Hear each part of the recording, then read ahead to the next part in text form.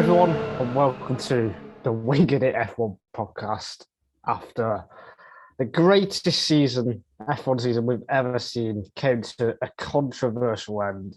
You cannot write what happened on Sunday afternoon in Abu Dhabi. This whole season has just been epic, and the fact for it to go down to the final lap was just absolutely incredible.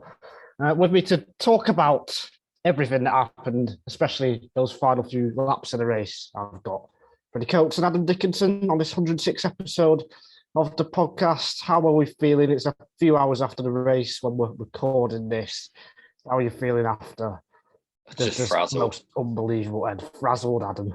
Honestly, I think this could be our 100th one where all of us have been on as well. I don't know precisely, but it feels about right. Yeah, I'm running on less than 3 hours sleep, alcohol, no breakfast, and one of just the maddest ends to a race I've ever seen, and I just don't know how to make sense of it. I've just been tweeting because that's the only way I can process thoughts at Adam Dickinson 01 if you're interested. I can't. Yeah, I don't know. I've not got words, which is problematic when you're doing a podcast. But it's hopefully this, you had a therapy session after Jeddah, then hopefully this can kind of be the same for me, because I don't know what to make of the sport and life and Abu Dhabi and Hamilton and Verstappen, and this is going to be an interesting one. But I just frazzled is the summing it up. How are you feeling, Freddie? I'm in a bit of a daze, I suppose you could say. A bit of me is high off drama, and a bit of me is critical of said drama, and then that sort of amalgamates into a kind of weird feeling. I feel weird. I'm just still stunned. I am absolutely... That's the best word for it. Stunned. Gobsmacked at everything that happened. Those final few laps. I mean, the Premier League had its Aguero moment in 2012, I think it was. I want to say, might be 2013. I think it's 2012. But F1, this has just topped it. I think if we're comparing it to football, crazy. Arguably we should be comparing it to the hand of God rather than to okay. Well, let's get on to that. Let's get on to the controversy, which was Nicholas. Before we do that, I think it is just worth saying congratulations, Max Verstappen, because we'll go into this more today and throughout the off season. But it is. To be honest, I don't think the controversy lies with him, and it's kind of unfortunate that it's kind of gone this way, but he has been incredible this season. Both drivers would have been deserving champions, and it's going to be so easy to get caught up in all the controversy, but before kind of that happens, it's just worth tipping our hats metaphorically, because none of us are wearing them, to Max Verstappen for a fantastic season, and Red Bull as a whole. Yeah, I think me and Freddie both agree with that. Both nodding our heads if you're not watching on YouTube. And if you're not watching on YouTube, watch on YouTube. So what happened was Nicholas Latifi crashed at 14. Brought out the safety car. Had to be a safety car in that position. Yeah, definitely. And the laps were counting down. I was thinking, is it going to end on the safety car? Is it not? Verstappen pits for a fresher set of soft tyres. Hamilton stays out. Both doing the right thing, in my opinion. Me too. I agree. And then Michael Massey said the lap cars will not be allowed to overtake. But then about a minute later, he changes his mind. But only 5 cars can overtake the safety car. Those are the 5 cars in between Hamilton and Verstappen. I don't know why I'm repeating it, because everyone listens to this obviously knows what happened. So, but I am anyway. Yeah, we just need to kind of get out there to kind of just get it, don't we? Yeah. So there were no tail. Verstappen dives down the inside turn 5, gets the move done, fends Hamilton off for the next few corners, becomes world champion on the last lap. I said that in the most boring way possible I could, but I was. Oh God. Anyway. Because at the moment it needs to be spoken about as if it's the driest law legal reading ever. I'm trying to hide my excitement. So, I mean, people say that, like, the test of a good comic. I mean, people say this about Rowan Atkinson, that they can read a phone book and make it sound entertaining. I think Nigel's just done the antithesis of that, of talk about the most exciting moment in the sport for a decade maybe, and ever and just made it sound like he's reading the phone book. Sorry, carry on. So, right, what do you think it is? Adam, let's go first to you, unless you want to throw it to someone else. What do you think of it? I mean, as the laps were counting down and there was the virtual safety car on, I think it ended at lap 38, I want to say, from Giovinazzi. Was it Giovinazzi? Yeah, Giovinazzi's retirement. And Verstappen pitted to newer hard tyres and went about like 15, 17 seconds back. And just the right thing to do. From that moment on, it was, and it kind of became clear quite quickly that he wasn't going to catch Hamilton on track. And from that moment on, it was just waiting to see if anything would happen and what would happen. And I actually said to the people I was watching, as I said to the people I was watching with, like, I just can't wait for there to be a safety car on lap 53. And then what happens on lap 53? Latifi bins it into the wall. And so firstly, I'm annoyed that I didn't tweet. I'm fuming that I didn't tweet about that, because I would look like a psychic. But beyond that, it maybe feels the most fitting way to end this season in some ways, is that, you know, if they'd followed any of the prescribed ways of dealing with something like this, whether it was like throw a red flag or put all of the lap cars out in front, or put none of them out, that would make sense. I don't like the way that they've just gone this like halfway house in the name of entertainment, really, in the name of having, you know, this kind of last lap battle. And I think that's the only thing, because it's not fair on Verstappen, in the sense that this, you know, it's kind of his championship is being questioned on something that he had nothing to do with, and his team has nothing to do with. And yeah, it just felt like a scruffy way to bring the curtain down on such a fantastic championship. But at the same time, like I said, it may be, given everything that's happened off track this season, maybe it is the most fitting, the most apt way to end. But I think, yeah, it's just going off script like that in such a key moment doesn't really sit well. Just before I come to Freddie, do you understand why the FIA or Michael Messi made that decision, or do you not? I think so, but if you want to clarify, and then I can. Oh no, I'm just asking that to you, because I think they've done it just because, like I said, they want it to end on a race, and Michael Messi said it's sort of he wanted a motor race, and I wanted a motor race as well. But to be fair, I didn't know about that rule, which everyone's going on about, where the safety car has to do another lap. For the thing, I didn't know about that, so I thought it was fine at the time. It was only afterwards where I thought, oh right. And I also thought they should have allowed the cars that were lapped to unlap themselves earlier. I thought, I was a bit surprised that they left it so late. There's obviously reasons why that wasn't the case. It looked clear. From what I saw. Presumably because Marshall's was still being on track. They were laying down cement dust and stuff like that. That's no question. That's fine, because we saw Imola last year. We saw Marshall's on the track and cars coming around at full speed and nearly hitting Marshall's. End of about that kind of thing. That's no question in my eyes. Sorry, do you want to carry on? No, you carry on. Okay, cool. I'll go to my opinions, which sort of echo Adam's. I think, lapping and being unlapped on the safety car is normal. That's fine. This halfway house is a little bit strange. I wanted a motor race. I agree. I think it's great that we got a race, but it's the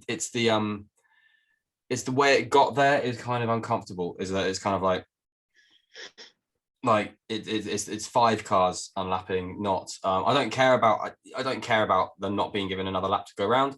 That's obviously there for fairness, to give those cars opportunity to get to the back of the safety car pack normally, so they've got an opportunity to race. It's not just them sort of existing in their own pocket of racing, because otherwise that's not neutralized the race, that's just changed. It's in a, not, what safety cars are like, but yeah, it's just that's weird in my eyes.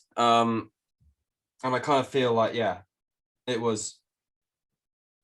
it's a shame it's come down to that, because I think it would have been fine if we had if it was a 59 lap race, we wouldn't be having any controversy about it, because we would have had a 1 lap shootout on lap 59. That's a 58 lap race and so on. So that's just a what if that's pointless. But it's kind of like, it's a halfway house, which leaves it a bit sour. It makes it a kind of bollocks steward decision, in my opinion. Excuse me. And I kind of think, I'm all for stewards changing decisions. I'm all for saying, no, we're not. Actually, yes, we are. That's fine. That's, because old situations change. But it's this kind of sort of, okay, we're going to put Max Verstappen in a position that's fine for him. But I mean, then if you're like, I don't know, if you're Ricardo, Stroll and Schumacher, you're just existing. If you're Sainz, you could have had an opportunity to fight for the win, but you're not getting that kind of thing.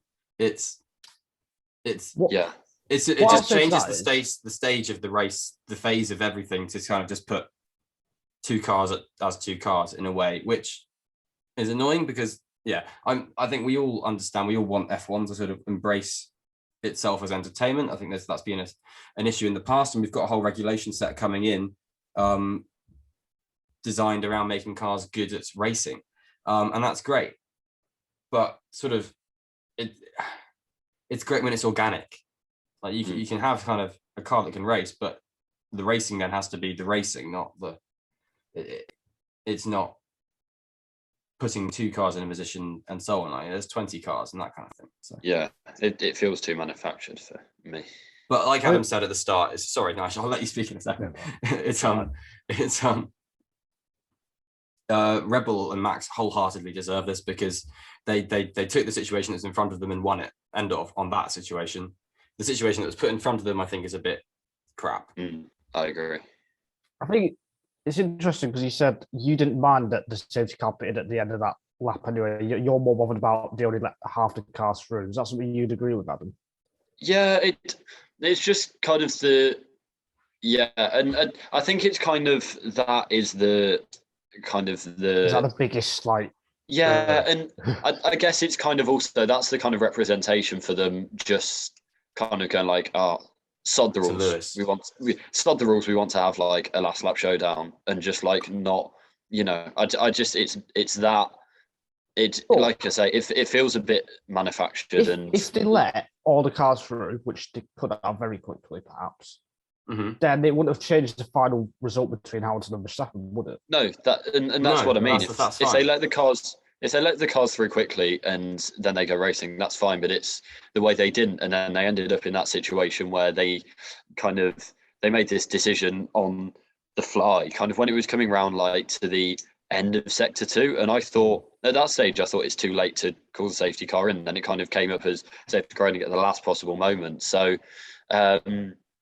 it's just kind of they came up with this decision on the fly, just seemingly to create the entertainment and create the drama, rather than it in my view anyway, the FIA and the steward should be kind of policing the drama, making sure that it's all kind of in check and creating the situation where it can unfold, but not directly influencing it, which is what they did here.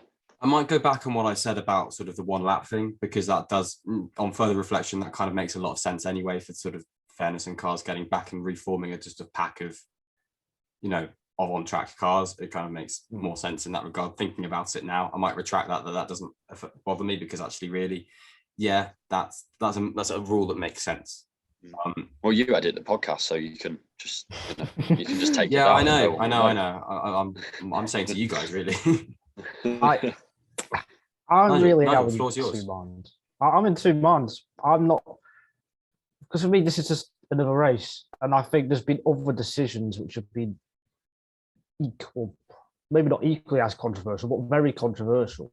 So I think this is just another one of them. And because it's the final race, obviously it means a lot more. But ultimately, all it's done is made a 14-point swing, and we've had that throughout the season. But That's how I see it. It's the stage. It's the fact that it's the, we still talk about Hamilton passing Glock on the last corner of the last lap, and that's like the thing. And it's the stage. It's the last few laps of hundreds or thousands in this season, and it's everything's building up to this moment. And it's like, if F1 wants to become the biggest sport in the world, it needs to compete with the Super Bowl, with Champions League finals, with World Cup finals, and be at that level. And which it was today. It was today. And it was. And then you just have this, and it's just clumsy, I think. And it's like, I get what you mean about it. So it is just another race, but it's also not, because it is the title decider, and it's the last lap or penultimate, or the last 2 laps of the title decider. And I think you just expect the stewards to do race control. Just kind of race control. Race control in this scenario. You expect them to go, I guess, by the book in that situation. You expect them to just kind of do what the rules are and kind of what's laid out, and you don't expect them to go. We saw in Saudi Arabia they didn't do that, did we? Under the red flags, we saw that they're prepared to, think of ways to, I don't know, get round stuff. I think that was a different situation. I think that was kind of fairness. I think that proves that they won't always do things straight by the book. So, I think it's hard because a role with such subjectivity as sort of a race director role, the subjectivity and the kind of malleability of how you play it can be very good. And I think in Saudi, with putting Max back is a neat way of doing it at that restart behind Ocon and Hamilton, because of the way he had got past Hamilton. And that's kind of neat, and it's writing a racing etiquette, it's taking kind of racing etiquette and having a spin on it and that kind of thing. I think it's different in this situation, just because of obviously what we've spoken about, in that it's not like saying, okay, this car needs to pass this car because of an illegal overtake, which is a relatively simple or what's the word? Well, relatively simple event to recover from. Yeah. And whereas this is kind of like, okay, it's fine. Cars are allowed to pit, cars are allowed to have strategy, cars are allowed to not pit and have that as strategy and so on under safety cars. And that's fine. That's the nature of it. That's cool. But then sort of having a way just to I don't know, just sort of push it all together and just go bam, ta-da. Just gives it that kind of that touch of just it kind of, it's hard to describe. It's just sour for me. If the race ended on the safety car, though, then people, I know that would be sad as well. Yeah. I think just to jump in it's before, a hard place, isn't it? What you said, Saudi, I guess just summing up what Freddie said. In my view, Saudi was, with the Ocon Verstappen Hamilton incident, was kind of going off piece because it's an unprecedented situation, and that is fundamentally unfair, and you need to rectify it for, like you say, kind of racing etiquette and fairness. Whereas this, it feels like it wasn't for that. It feels like it was trying to set up that last lap drama, and that's kind of not what I want to see, really. If it ends under the safety car, it's obviously tough on Verstappen, but at the same time, it kind of, that's racing. That's kind of part of what you expect as a possibility. That's part of the set upon guidelines as possibilities, and that's the way things work. Whereas this wasn't previously the way things worked, and then they brought it in at the last minute to create some last lap drama, and that's what I don't like. Nigel, you correct me if I'm wrong. In IndyCar, they have, is it the green checker that they'll wave at the end? Well, NASCAR, they definitely have it. NASCAR as well. Checker. Okay, yeah. which is where is to avoid a race finishing under safety car. Then you can wave that flag, and there'll be a regroup. It's the best thing about NASCAR, actually. It's a really clever rule, and it's kind of like the red flag we saw in Baku, which gave us a finale of a race, and it was a fair kind of finale of a race because it was on a grid and everyone had that opportunity to change tires, which makes it in a way kind of fair, and everyone's in that position. Obviously, the way you get there is it's a red flag, so clearly someone's out for that kind of thing. But anyway, obviously there's nothing like that sort of enshrined in F1 regulations. So to do that would obviously then be kind of tricky at this situation with like a red flag or a race stoppage and so on. Whereas like Adam says, this is a kind of a known quantity of a safety car restart, a safety car clearing, and that kind of thing. It's not like a book to follow. It's second nature, and that's the kind of strange thing with it that I kind of find. But yeah, cool. I've said enough. It's just. I enjoyed the battle. My question is, what would you guys think should happen? That is the one thing that's the sad bit. Making me think. I really don't know, because I'm not sure what I would do. I think I wouldn't do anything, because if you do so, then Red Bull will just appeal the appeal, and it'll just get even messier. It's already messy as it is. Mercedes have got lawyers in. It feels a bit worst case scenario to me. When you say do nothing, what do you mean? Do nothing behind the safety car or post race? No, sorry, I mean post race. So now, because they're talking about going back to the lap before and stuff like that. Do you consider that? Post race, I feel like it should stay as is. Yeah, post race, there's nothing you can do, and it's not. Which is why the whole situation is so unfortunate. It's not Verstappen or Red Bull's fault. You know, they did nothing wrong in the situation. As Freddie said, they kind of gambled on a miracle happening, and it did happen. They took advantage of it. It's not, and that's motor racing. Yeah, it's not against them at all. It's just against, which is nice. The FIA. And it's their mess up, and the FIA and race control, and that's the problem. And you can't then punish Red Bull for their F up. And that's kind of in post race you can't do anything. Mercedes have appealed. They've appealed Verstappen overtaking Hamilton under the safety car. What do you think on that as well? Nothing. Oh, that's nothing. Oh, it's nothing. He essentially handed it back, didn't he? Absolutely nothing. Yeah, exactly. And but if you look at the rules and do it straight by the book, but then again, it's kind of in the fairness. It's someone going a bit ahead and then dropping back. It doesn't have any ramifications. Doesn't matter in the long term. Score fine from the whole championship. You don't get disqualified for overtaking a car into the safety car, so that would just be throwing the book out the window and going off piece. Which you just said you just said they shouldn't get disqualified for overtaking under the safety car. It happened to Lewis Hamilton in 2009 in Melbourne. But that was more because he lied to the stewards afterwards. That was entirely for lying to the stewards as far as I remember. But anyway, we're going off topic. And then the other one is that race situation. I mean, to decide, to me, it's an unsatisfactory end to the championship as is. But to then flip back on that to flip back on that and then go. Take the classification from the lap before would be a million times worse. It would, it's just it'd be the stewards compounding their mistake, and that's not kind of what. Yeah, it'd be like shooting yourself in the foot and then thinking, my foot hurts, and then shooting yourself in the head because you want to make your foot stop hurting. It's just not. Good work. I can see Adam's America influences have come on there. No, to be fair, you both got to sway me because. Coming into this, I generally wasn't sure. I didn't have an opinion, but you both sway me to your views on that. No, sorry, but yeah. So your views were, just to clarify, prior were okay, it's just this is a nice way to give us a race. Was that what you're thinking? Or my views prior was, I just didn't know. I really didn't know. I had no like I said at the time. I had no idea about this rule where the safety car had to. No, I had no idea about the rule, but I think seeing retroactively, you can see that and think criticise for that.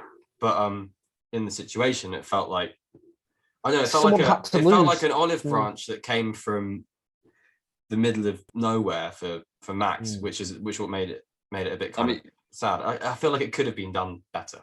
I feel there might have been pressure as well from Massey. F1 people might have been telling him, make sure we get a last lap.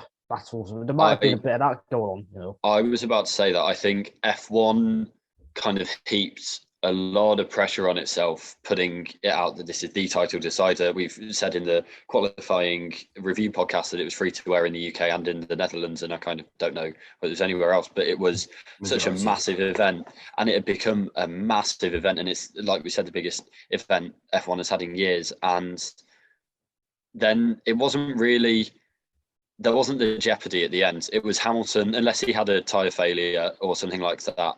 You know, Verstappen wasn't catching him. There wasn't any jeopardy at the end, and it was. You can see people who've been like watching F1 for the first time, and they kind of think, you know, is this it? He passed him on the first lap, bar the Perez stuff where Perez was able to hold back Hamilton. Then Verstappen never looked like overtaking, and that's you know, I think that's where it is that they had put all this pressure on themselves by, you know, as rightly as hyping it up as much as they could, and it wasn't delivering on all of that hype. And you know, because it's partly because it's at Abu Dhabi, but anyway, because you know, it just wasn't in that situation. And you know, I do think there was an element of that there may have been pressure to be getting them together for the final race. It's like Belgium. I think you'll go on, Freddie. I was going to say that pressure can come from Mazzy on himself, that kind of thing, because he obviously, like he said at the end, he wanted a motor race because his job is a race director. He's not a under safety car director. I know that's a crude thing to say, but yeah, he's there to, you know, make the racing happen and that kind of thing, and to have a safety car, you know, to neutralize the race so a race can continue and so on. And he obviously doesn't want Formula One to end on a damp squib. He doesn't want that, and that's absolutely fine. He's more than entitled to want it to be a good race, and that's great. And we all wanted a good race, and I think we got a very good race, actually. In my opinion, we got a very good race. So, and we had a last lap overtake for the championship at the last race of the season, which, on paper anyway, is nice. It was a nice little battle at the end. I was just saying, it's like Belgium, where I think there was pressure to try and do something to get the race going. Yes. Even though the race never looks like it was going to happen, but they tried 3 hours after the first attempt, or whatever it was like. But on that, that was fine in Belgium. It's fine. I didn't speak on a Belgian podcast. I was on holiday, but that was a rough morning for me as well. Waking up and sitting in front of the TV for 4 hours. Get it set an early alarm, sit there, nothing happens, and then go home at midday thinking what else I could have done with the day. Anyway, carry on. But yeah, with the Belgian kind of thing, it's fine to try and do a race and so on and that kind of thing. And with this, it's fine to try. And I thought, you know, the trial they're attempting was by saying we are going to have a race, but to do that, we can't have the lap cars get unlapping because that's just the way our regulations are. We're sorry, but you know, you race in Formula One. These are Formula One regulations and so on. And you get that with every sport. Like, I don't know, you're in cricket, your bat's not in the crease and you get bowled out and they throw a ball, you're going to get out, that kind of thing. And that's, you play by the rules. So like, it's that kind of thing. And you could have turned, if people were complaining about like, oh, it was a sad ending, but it's fine. I'm sorry, but yeah, rules and so on. And I've argued, but I think it would have been interesting to see Max Verstappen try and lap 5 cars and then overtake Lewis, because he probably could have got close. I wouldn't have got anywhere near. He wouldn't have got anywhere near. I would have done soft rubber. If they got all out of the way, then potentially. I mean, one option would have been a red flag, which would have been kind of unprecedented for the type of incident, but that would have left a bit more satisfaction in terms of having, you know, having them, I guess, on a more even footing for the, which I guess kind of goes against a bit what I said earlier, but it's, but that's within the rules. I just think it's better. The rules. It's better than what happened, and Tai pointed that out on Twitter. Yeah, it's better than what happened. And just kind of to finish my thoughts on it, Nigel, you said about the Aguero moment. This was F1's Aguero moment. To me, it's like QPR, you know, like getting the ball down the other way end, and City, you know, it's coming down, clock's ticking down, they don't have long left, and then the referees say, oh no, we're going to pick the ball up and lob it at the other end of the pitch, or we're going to give them a free kick in QPR's half or something. Like, they're just manufacturing the opportunity. Yeah, but people will just remember the last lap, the overtake. Yeah, most people will. Oh yeah, yeah. Most people remember how the last lap came about, I think. Yeah. I think the Yeah, opposite person. That's I've been speaking to tons of people who've not really watched F1 before, who've watched it, and they've said, "Oh my goodness, how the hell did that decision come about?" and so on. And obviously, it's from a UK perspective and so on, and that's fair enough. But it's kind of like the fact that for so much of that race, it was in the back of our mind that okay, Lewis has got this. Lewis is holding on to this. This is a Lewis championship done deal. Really, people, I'm sure everyone was thinking that, and then for it to just turn on a dime is, and the way it would turn sort of appeared is what's going to sit with people. I don't think I've fully processed that yet. I don't think I've kind of processed the enormity of it, because you kind of, the more you think about it, the more it gets bigger. It's like it's Red Bull's first championship since Vettel. It's kind of Red Bull beating Mercedes at the end of their era. It's Hamilton not beating Schumacher's record of 8 titles. It's kind of, as you think more and more about it, then how frazzled I am. As you think more and more about it, the enormity just grows and grows, and I've not kind of processed all of that yet about how much F1 history turned on one moment, one decision, one radio message. So after all of the controversy, it did come down to the last lap, and it was Verstappen who still had to get the job done. It would have been so easy to overdrive or lock up or make a mistake. But he just kept his cool, or crash, he kept his cool, threw it up the inside at turn 5, and then he weaved a bit on the bench on the back straight. Well, quite a lot, I think 4 or 5 times I counted. It's like the Monaco main straight, the line you take from that. The whole F1 world was screaming how to try to come back, went side by side, just centimetres away from each other on the run down to turn 9. It was absolutely crazy. And then after turn 9, it was pretty much game over. Was there anything, do you think Hamilton could have done better on that last lap? Be on soft tyres, be on new soft tyres. That's it. Do you think so? You think Mercedes should have pitted into the safety car? Was it possible? Oh, go on. No. What was the question? I was asking if you think Mercedes should have pitted under the safety car. Because I think me and you, I know, don't know, but Adam. In hindsight, absolutely. I think. Okay. On lap 53. So, you can't. I mean, you can't. I mean, personally, I was surprised that they did. They did even get the race back underway, and as I say, they made decision very late. So no, I don't think. Obviously in hindsight, it would have been the better thing to do because he would have had a chance at winning. But yeah, it was a race. It was a race where, in terms of strategy, the person in second had all the cards, but that didn't matter because they were so far away. Yeah. And then all the strategy calls were correct, in my opinion, across the race. Yeah, absolutely. Yeah. At the time, yeah, I agree. But other than that, there's nothing really.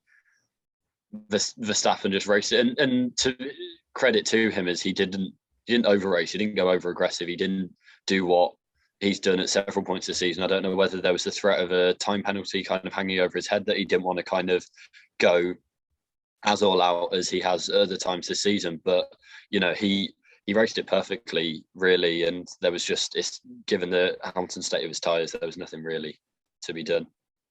It was still so brave to go down the inside turn 5. I know we had fresh soft tyres, but it's still proper ballsy. The biggest pressure he'll probably ever face. I don't think he'll face any bigger pressure than that last lap. And he executed it. But his only mistake all weekend was at the start. He had an awful start. Well, apart from that, his qualifying, the way he drove, flat spot in qualifying, superb. Yeah, he's qualified, and that's it. Like, there wasn't a lock up in the race. There wasn't anything like that. He stopped on his marks perfectly in the pits. I was watching it, and I actually don't. It's one of those times where you watch a pit stop and go, "Wow, he stopped so perfectly." Because you don't really normally, there's a little bit, but it's kind of just like the way he glid in. That's a word. He glided in, just into the he glid into the pit box very nicely. And I agree with you. Turn 5 was scary. On that lap, on that final lap, I was like, "Well, don't do it there, Max. No, you've got him covered." But he did it. And I think if we're going to go back to that question, the that was said about, like, is there anything Lewis could have done? Maybe known that Max would have gone at turn 5. I think Lewis assumed he would go for turn 6 because Lewis was going for a wide line, which opened the door for Max. He was going for a wide line to get a good run down the straight to make it harder for Max to get him there, really, which is probably the right way to race it at the time when you're thinking if you're leading, if you're Lewis. But then it's just kind of like, if he had been a bit tighter, maybe Max wouldn't. Do you think Max would still have sent it into turn 5? No, I don't think he would. I think maybe he wouldn't. He wouldn't. But then he has 2 chances at the straight to do it. You know, I think it doesn't make a difference. That's the way things are. I mean, to be honest, I think getting overtaken at turn 5 gave Lewis the best chance because he then had 2 straights. Yeah, that's a good point. And you know that in many ways that was actually the best outcome for him, is that he had those 2 chances and he managed to get alongside going into turn 9 and just couldn't do anything with it in the end. And that was there's nothing really that I think that he could have done differently, and it was just the way it was. He wasn't, I guess, meant to win, or Verstappen is too good a racer to lose in that position. And even I think the only chance he would have had is to catch Max completely off guard with the safety car restart. As soon as they were going down the pit straight and it cut to a kind of crowd camera showing them kind of cheering going past, and as soon as you saw how close they were, to me it was game over from that shot onwards. Yeah. Because I watched the onboards of the final laps and of both of them because they showed that on Sky, which is a very good bit of coverage actually. And you can just see the amount Max closes. I mean, Lewis did get a bit of a jump on the restart actually, but the amount Max closes in the final corner of the penultimate lap just committed brakes, committed throttle, even with a little bit of a fingertip swapper, he still just gained visibly, but to the naked eye, by so much in that corner. There's just kind of like, oh yeah, this is advantage Verstappen. You can't say anything till the overtakes happened, obviously, but yeah. One reason Hamilton couldn't pit for Sauce was, personally, I think it's because of Perez's incredible defence, where Verstappen gained 7 seconds on both of them. Perez, I mean, what a job he did. I think we saw the strategy that was coming, and then the way he did it, we've never seen anything like that, where he someone's backed a car up so much. Was it good sportsmanship, Adam? Yeah, it was impressive. He to keep a car behind you for a whole lap at Abu Dhabi, where it's so easy to overtake, and go 5 seconds slower on one lap than the person behind you is unbelievable. And I think that's fine. It's what he's there to do, and I don't think it was dangerous, and that's really the boundary. If you're doing it dangerously, then no, you shouldn't be doing it. But if you're doing it safely, then it's a work of art, and that's what I think it was.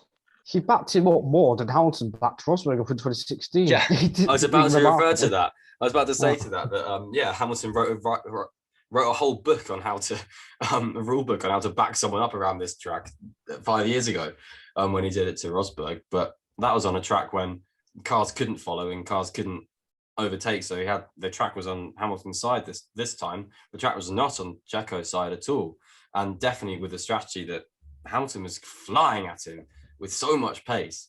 But I agree with you, Adam, it was a work of art the way he did it, because he wasn't chopping, he wasn't sliding, he wasn't pushing Hamilton into awkward locations. He was just modulating the way he came off the corner to make Hamilton have to be stuck behind him, go very slowly. His sector 3 was masterful. It was great, and I don't think it's unsporting, because I think it's gamesmanship. It's that kind of thing. It's It's like last week in Jeddah. No one had any problem, and we didn't. Nigel and I, we were talking about, we didn't have a problem with Max and Lewis trying to get DRS for the straight and stuff like that, and that's fine. That's the way you play the game. We can't be fine with protests and stuff like that. I know people get annoyed at that, but like all that kind of thing. We can't be fine with that and then go, oh, on track he's backing up his teammates. So he's backing up his teammates' world championship rival, and that's unsporting. No, that's proper. That's the sportiest thing of the sport is the way you race. Yeah, is F1 a sport? No, I'm joking. Not the time. They just sit there. They just drive in circles. God. Yeah, they. Is dancing a sport? And like I said, that one lap meant if he had 7 seconds onto what Hamilton had, Hamilton would have had a free pit stop at the end to go onto the sauce, and it would have been an even fight. And who knows what would have happened? Maybe he still would have lost anyway, but it would have given him a better chance. So Perez came second in the driver of the day vote. Yeah. I loved the Max's radio message. He's just like, Perez is an absolute legend. Or maybe even, no, I think he didn't swear. Yeah, Perez is an absolute legend. His race engineer said, yeah, he's an animal or something along those lines. Like it was, Perez did everything. And I think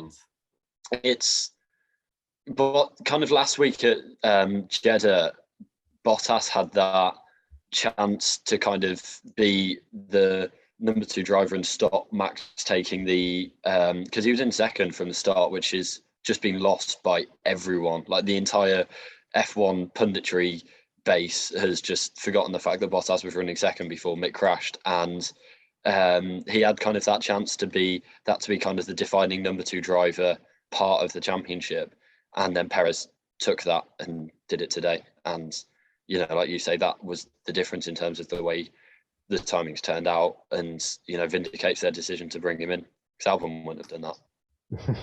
He definitely wouldn't. I thought Perez, when he did eventually get overtaken, I thought he was going to straight line the chicane to try to stay ahead and carry on. That would have been to my mind. Yeah, I thought he played it absolutely perfectly. Perez. Does anyone know why he retired in the end? No, I'm sure someone does. To be part of the celebration, engine. Weird. On Wikipedia, it says engine. I'll do a hunt. Yeah. Either way. Yeah, you carry on. I'll try and find out. So before and after that, like in between the Perez incident and the last lap, and before the Perez incident, it was pretty dull, apart from the opening lap when Verstappen lost the start, but then went for a dive at turn 5. Now, this wasn't investigated. I feel like we're all going to agree on this. Was that the right decision? I don't know. At the time, I was a bit like about it, but I kind of think because it was such a forceful move from Max in the first place, that it was kind of fine. If that makes sense. I think it was fine. Yeah. I think everyone else seems to think the position should have been given back, and I relate to that as well. I don't know where I stand on that. Which kind of for me, the issue is kind of, if looking at the 2 incidents in a very general sense, it's very similar to what happened at Jeddah, where Max had to give the place back at the first corner after the restart, where he kind of Hamilton went wide and kind of didn't leave the space on the track, and Max cut the corner. But the difference is there, Max didn't intend to make the corner, and it wasn't. He didn't go wide because Hamilton was forcing him out wholly. It was Hamilton took the space, but by that stage, he'd already outbraked himself and he was already going down there. I think in this situation, it's okay because Max did kind of push Hamilton off. He sent a mad dive bomb up the inside and went so deep into the corner again for the millionth time this season, and kind of that was what forced Hamilton out. So I think it was okay, but he did lift off when he came back on track. He did. But I can equally see why people were not happy with that, and especially kind of as it looked like that would be the only chance Verstappen would get to overtake Hamilton. I can see why people weren't happy. But yeah, I agree. I think it was no penalty. Yeah, it can't be, because for me, Verstappen's forced him off the track with that. He's left no room whatsoever. Yeah. And you can say, Hamilton, you should give up the spot and all that, but it goes back to me banging on about this, where the driver on the outside needs to be given a bit of space, especially if you're coming from that far back. And Verstappen didn't give any. If he went deep and he did leave a bit of space, then you can argue that Hamilton should get penalised, but there was nowhere else for Hamilton to go. Quite frankly, he had to cut the corner. So you can't use aggression.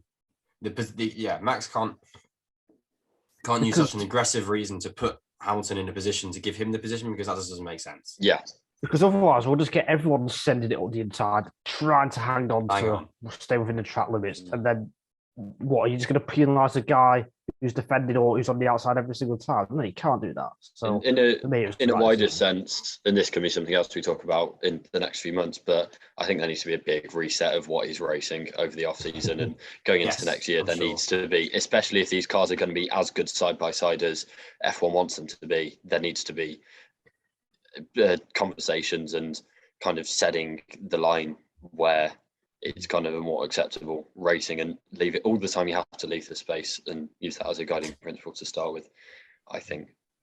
Update on Perez if you want it. He retired. Oh, great, that's good. He retired because they thought his engine was about to expire. Basically, thought it was going to go, and they didn't want him to break down on track in case the safety car would go on longer. Basically, yeah, and I think that's fair enough. Yeah, that's why they were so. Hugh Bird on the radio was very urgent to Checo about pit, have to retire, and that's why I was kind of like, oh, is this? If it's something dangerous, like I know, like with the Formula E car, you can't get out of the car at certain times in case you get electrocuted, and the same with extreme E cars and things like that. I didn't know whether it was going to be something like that, but then I thought, well, if they bring it into the garage, it's not like that. So it's kind of an interesting reason for retirement. And just on that Honda, the last race to win the driver's title, and that is the first reliability. Well, not the first one. One of the very few problems they've had this year. It's been remarkable. Yeah, the durability, and that has been a massive part for Verstappen's title win. So Verstappen used his Bahrain engine Verstappen used his Bahrain engine in practice. It's still going. I'm sad Honda are leaving. To be honest, I really like Honda, and I watched a video. It was in Japanese. I didn't really get it because I don't speak Japanese, obviously, but you could feel the emotion because the big boss was Tanabe-san was crying and everything, and it was, oh, bless him, because the sort of Honda and all of that was a bit of a McLaren Honda was a failure. Let's be honest, and the fact that it's now a success is amazing. Yeah, I mean, if they cared that much, then they'd still be in the sport, but well, they've gone from not being able to do 7 laps to now being able to do 7 full Grand Prix weekends, which is just the way they've improved in the last 6 years has been an unbelievable story. And the package they brought this year as well has been absolutely integral to Verstappen winning, especially the kind of middle part of the season where he's cleaning up a bit. That was the kind of early European leg was pretty key for him. So, I think in contrast, Mercedes have had a few engine niggles, so that battle. But we can talk about the season as a whole in a later podcast. A few drivers we should touch on before we wrap up with talk about the championship. Carlos Sainz got his 4th podium of the season. Excellent. Pretty clean drive. He just got ahead of Norris on lap 1 down to the chicane, and then stayed ahead of the rest of the midfield. Yeah, he pulled away, didn't he? He kind of pre-race, all of the talk was about Bottas and whether in that area would be whether Bottas could get up kind of past Sainz, and actually it was the other way around. He was just kind of better off the line and was fine for most of the race. It was a good race from him, and he wraps up a very good year for Ferrari, but also no one cared. I didn't even know which Ferrari. The last few laps were so mad. I didn't even know which Ferrari was there. I just saw the picture I saw the thing of Verstappen getting out of his car, and Lewis's car was nowhere to be found. And then there was a Ferrari in the 3rd place zone, and I didn't know who it was because I completely lost track of everything that was going on except for the Red Bull and Mercedes drivers. So it's good kind of way of wrapping up for him, 6th career podium, and I believe that he's ahead of Leclerc. Yeah, he's ahead of Leclerc and Norris. He's 5th. Not bad for a number 2 driver. Before the season, we all thought Ricciardo was going to get 5th, and it has ended up being Sainz. So remarkable. Hats off to Carlos. Freddie, I believe you want to talk about AlphaTauri. I do. I just want to have one final word on Carlos because I think he did a fantastic job. I just want to speak about that. But then I will definitely speak about AlphaTauri. I think he's I think he's scored in 21 out of 22 races, I think, in the points. And that's got to be that's a record, isn't it? Basically, the amount of points scored across consecutive point scoring finishes in one season, because obviously it's a long season. But yeah, fair play to Carlos, and he deserves his 5th place. I might be wrong on that, but oh well. AlphaTauri, Yuki Tsunoda has had a very good weekend all around and deserves his 4th place, I think. Pierre Gasly did a very good job to get up to 5th. It's a good recovery drive from wherever he started, 12th, I think it was. And AlphaTauri, 22 points is a lot. And I think if they were in a closer fight with Alpine at the end of this, after Alpine obviously had a very good run, maybe there'll be more teams protesting the handling of the final safety car and stuff like that to allow them to race in a different way, because they were just kind of pawns in a different battle at that point. But yeah, they did it, the weekend that kind of AlphaTauri have needed all year, where they finally had both drivers doing it properly. Yeah, this is, I guess, the blueprint for kind of where they can be successful, but it's just kind of come to the last possible moment for the season. So there'll be a lot of think pieces written about whether they can be the dark horses next year, and Tsunoda being like the breakout star for next year, and then bad things will happen in the first race and they'll get ripped up. I don't know. That's just a guess. But yeah, it's, hats off. Again, we don't have hats on, but figuratively hats off. And especially for Tsunoda, it's been a tough year, but he has put it together a lot more over the last 2 weekends, and hoping that he can take that kind of confidence into the off season and go from there, because he's just given a little reminder to us why he on the grid in the first place, and that's nice to see. Absolutely right there, Adam. Best weekend of the year for Tsunoda, and he's been building up to it. I think he's been getting closer and closer to Gasly. Now he's beaten him, and this is the first track where he knew some of the corners since Sochi, I believe. I think the last 6 or 7 races were all new tracks to him. So, he's got that in his pocket as well. And he's also ironed out those little crashes and mistakes that he had in the first half of the season. So I think he's done a really good job. Let's see how he does next year. And any other drivers you want to touch on before we have some final words on Verstappen and Hamilton, guys? I think just for Tsunoda, it's about getting consecutive points finishes. He only had like 2 races back to back where he got points finishes over the whole season, and kind of had 2 5-race spells, 4-race. One 5-race stretch where he didn't score, and then 2 4-race stretches where he didn't score. So it's just kind of cleaning that up. In terms of the rest of the grid, I don't think so.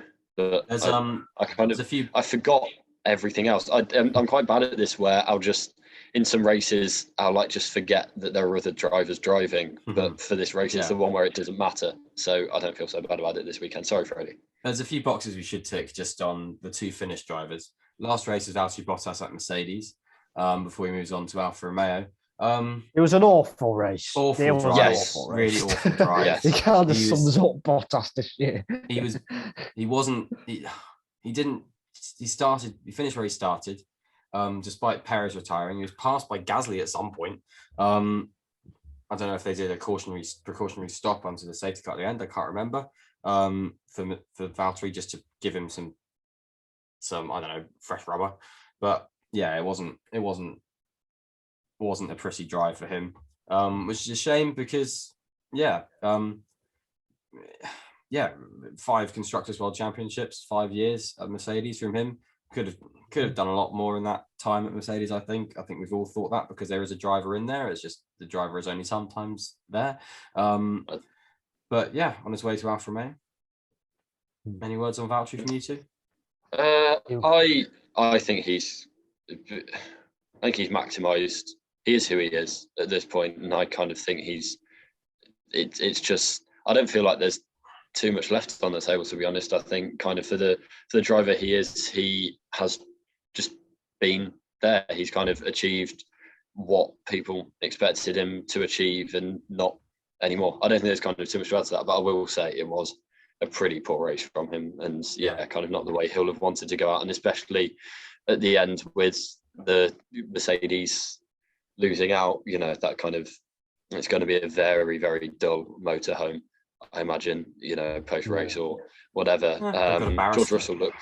George Russell looked cool as Kingsman, and he's going in next year. And I'm so excited. Again, we'll talk about this, but I am so excited to see him at Mercedes and see whether the hype is real, kind of where he slots in. I was talking to this with one of the French lads that I was watching the race with, and yeah, we are. He's a driver that we're most excited to see next season. Oh, certainly. Wait till he finds out that he's overrated. Then we'll see. Well, yeah, Are we back in 2019? I expected more of Valtteri at Mercedes, but yeah, so I hope George can give us what we expect. Let's talk about the other thing. Kimi Raikkonen final race. We didn't finish.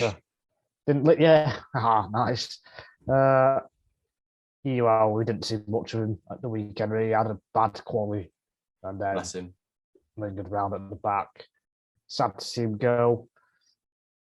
Yeah, there's a nice little kind of air of celebration about Kimi, wasn't there? He had his day one helmet design, which looked really nice. I can't believe he ever got rid of that. That was a really nice helmet design.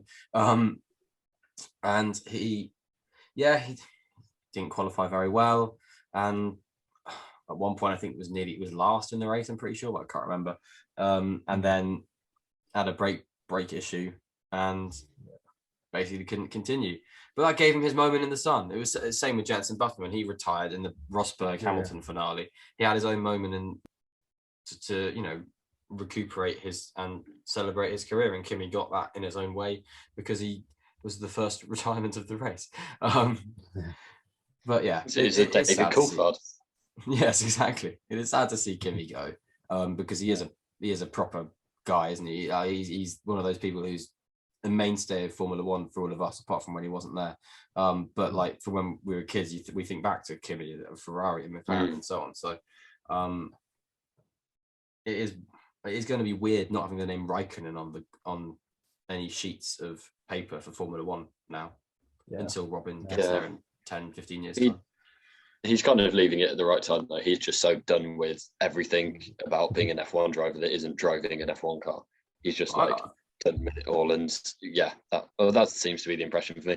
Just quickly, Jeremy Clarkson just put up a photo on Instagram, I think, that was just like "Yes, Kimi" or something like that, or like "Go on, Kimi." It's just a picture of Raikkonen's face, which I found quite funny because he's like his favourite F1 driver, and I thought, oh, that's nice. So I think one thing about Kimi like being done with it, he did do a lot of celebration about his career this weekend. He was very candid with everything, and he took it measures. He obviously did his own thing, but was very happy to appreciate that everyone kind of wanted to celebrate with him. And I think really it was Kimi as a nice, a person, a good guy, not Kimi as, like, I'm not going to take my sunglasses off for this interview, I'm going to give you one word. Kimi, that, to be honest, is kind of irritating. But it was, it was genuinely personable and really quite sweet, a lot of it, I thought. I found it funny that he got driver of the day, because if there's a driver that I would have thought would be less appreciated, he's the driver that I think would be least appreciative of driver of the day, is what I'm trying to say, kind of based off That's all of his why he retired, so they couldn't speak to him after the race on the radio. No, they would have tried. Put him back in the car. I love Raikkonen. You can go back to I think it's before the Italian Grand Prix when he announced his retirement. We talked for 10-15 minutes of Raikkonen then. So go back, listen and watch that over the winter. Let's go back to the front then. We will talk about this year's title fight more in the coming weeks, I'm sure. But what do you want to say now about this weekend? We did a podcast on Saturday, didn't we, where we tried to predict what's going to happen, what strategies are going to be played out.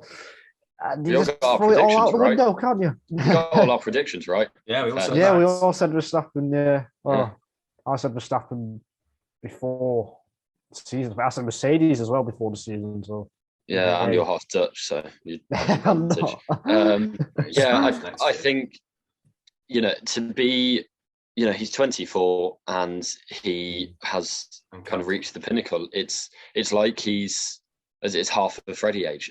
He's been like on this road since he was a fetus, and just going up to reach this moment. It feels, kind of looking back, obviously it's easy to say now, but it feels like his whole life has kind of been building up to this moment. But I just think the pressure that he is withstood this year, and I think Hamilton and Mercedes, this incarnation of Hamilton at Mercedes is the biggest foe that anyone has vanquished since maybe the Schumacher years, or maybe Even Alonso's bigger, I win. think. Even Even bigger. before that, it's, certainly bigger than Vettel at Ferrari, bigger than 2016 Hamilton, bigger than Rosberg at Mercedes, bigger than anyone Vettel beat, bigger than 2007 Alonso, bigger than Massa. It's just bigger than anything, because to have Hamilton, one of, if not the greatest drivers of all time, and the full might of Mercedes behind him, and for Verstappen to stay on and win and just drive fantastically. And he's, going